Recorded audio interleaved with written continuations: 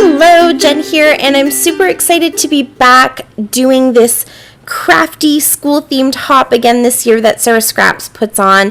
Thank you, Sarah, so much for organizing it. You guys, there are 40, yes, that's right, 40 YouTubers that are playing along with this hop. So Sarah has divided it into 4 days, so there's 10 scrapbookers for each day. And the theme for this year is, what does school look like for you? So obviously perfect theme because school is different for everybody this year, whether your kids have gone back to in-class school or they're staying home or they're doing some sort of hybrid school or whatever it may be.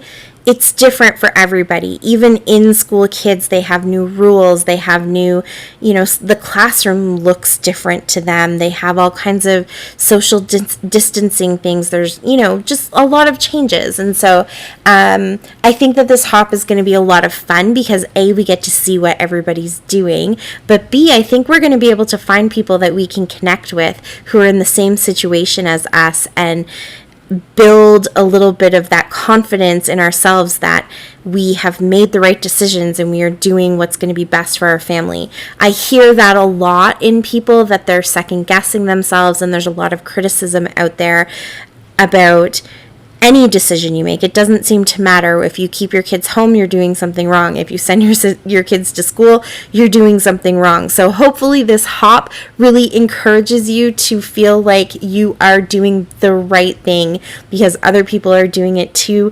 And it's going to give you tons of inspiration because there's 40 of us. So definitely hop along. It's going to be a ton of fun. And of course, all of the links are down below so you can get started. It started yesterday, so there's 10 videos yesterday, 10 today. There will be 10 more tomorrow, and then also on the 13th. Okay, so for my layout, I have 4 pictures. I have 2 vertical pictures, 2 horizontal pictures. One is just our sort of first day of school picture, which I never do the fancy board. Everyone has the fancy back to school board. I've never done it because my kids hate school. And so I couldn't have paid them enough to hold that board and pose for pictures. The boys, once they get to school that first day and they start to see their friends, and their school usually has a little kind of like a little lemonade stand that they can stand behind that says welcome back or whatever it is, they will pose for a picture there, and they'll definitely pose for a picture after because we have the tradition after school walking to get a Slurpee after school because September in the foothills is one of those times of year where you dress for super chilly weather in the morning, and by afternoon everything's been stripped off because it's super hot. So we usually celebrate first day of school with a Slurpee, and they will definitely pose for a Slurpee picture, but we don't do the fancy boards. So I got the first day of school picture with them on the step in their casual clothes because we don't have a dress code, which is lovely. Even I get to go to school in my pajamas on the days that I'm not working. So yeah, it's the first day of school picture, and then I have a picture of the 3 of them in our little school area, which is also our dining room.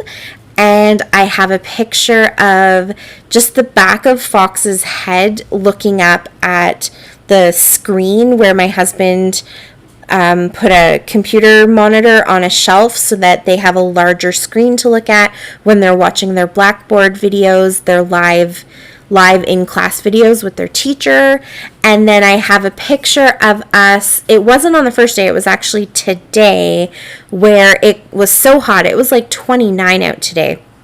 It was so hot that we took school outside, and the boys jumped on the trampoline with the sprinkler on to cool off, and Kaylin had her work outside, and the cat was outside, and the dog was outside, and I had the computer, which was starting to get super, super hot, but I had the computer and my coffee and my planner, the planner that I use for scrapbooking and planning all my videos. I had all that outside, and they were doing some math and some geography and doing their spelling words, and it was just one of those perks of being a homeschooling family now is that on these last few hot days of September, we can go and enjoy them outside and still be schooling. So that's what that fourth picture is.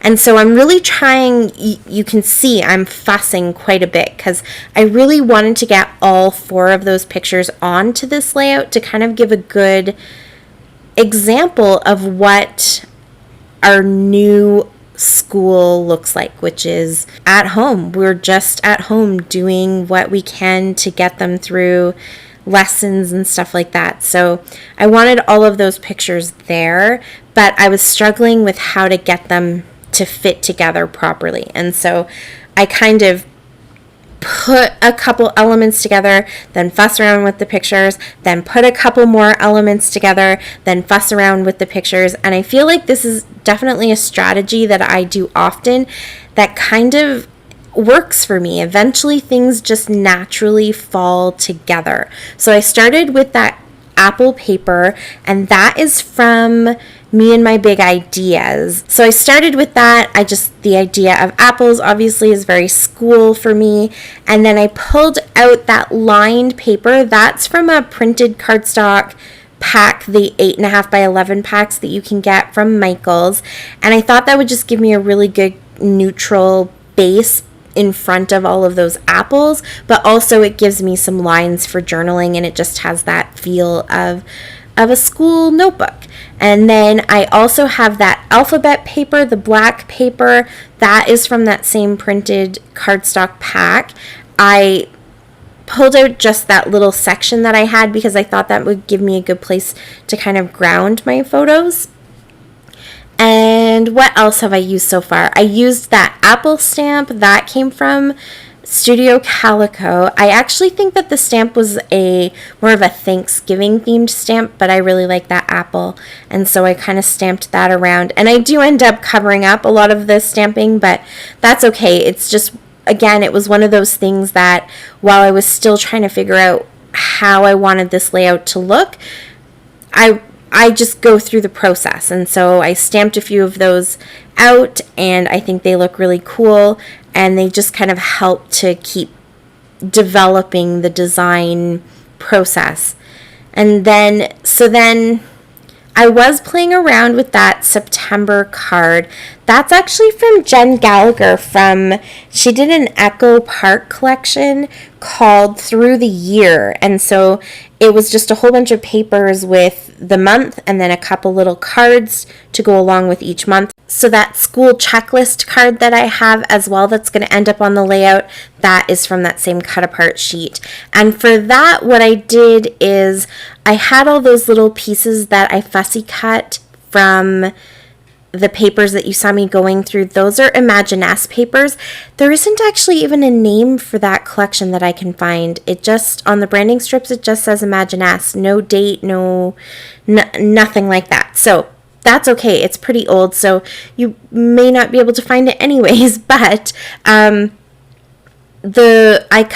fussy cut the little back two from one of those pieces and put it over top of what the card actually said, which was after school checklist, but I wanted it to say back to school checklist. So it just happened to work out that that was an element that was on one of the papers, so I just fussy cut that, and you saw me kind of put it over top. And then this element there that I just put down in the middle of my photos, both the word school and that little laptop, that came from those same papers, and also the strips that I put on the side. And really, once I decided to put those strips down, I kind of cut those out and started putting those down. That's when everything started to come together for me. So I just felt like suddenly just the design and the placement of the pictures felt a lot more cohesive. It kind of was all coming together. I got rid of the September card, even though I really liked it, and I wanted to have maybe a play on like our new September or something like that. I will use that somewhere else. It was a big element that I was trying to put in with a lot of other big elements and lots of pictures. And so as soon as I got rid of that and I put those strips of paper down the side, everything really fell together nicely. And so my pictures, I kind of arranged them in a bit of a pinwheel grid pattern, and it worked out really good. They're all kind of nestled together. They have a little bit of layering to them, but also putting that little laptop with the word school in the center of them really helps to kind of give you the feel that it is almost a pinwheel, and gives your eye the direction to kind of go around and look at each of the pictures instead of reading them all as one big picture. And then I just put that card to the side and added those little books. Those are from Wild Whisper. That's actually from their COVID collection called 6 Feet Apart. I just fussy cut that. It says homeschooling on one of the books, so I kind of incorporated that into my title and made my title Adventures in Homeschooling. And then I filled in the card with our back to school checklist, which is PJs, laptops, trampolines and sprinklers, and coffee. Lots and lots of coffee.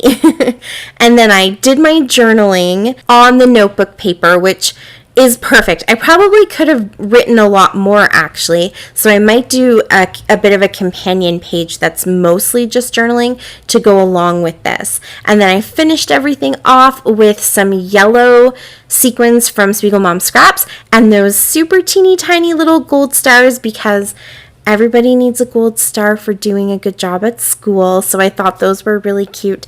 And that's it. That's my layout for this hop. Thank you so much for watching. I really appreciate it. All the links are down below, so please go check them out. There is so much inspiration to be had. Happy back to school, and until next time, happy scrapping. Bye.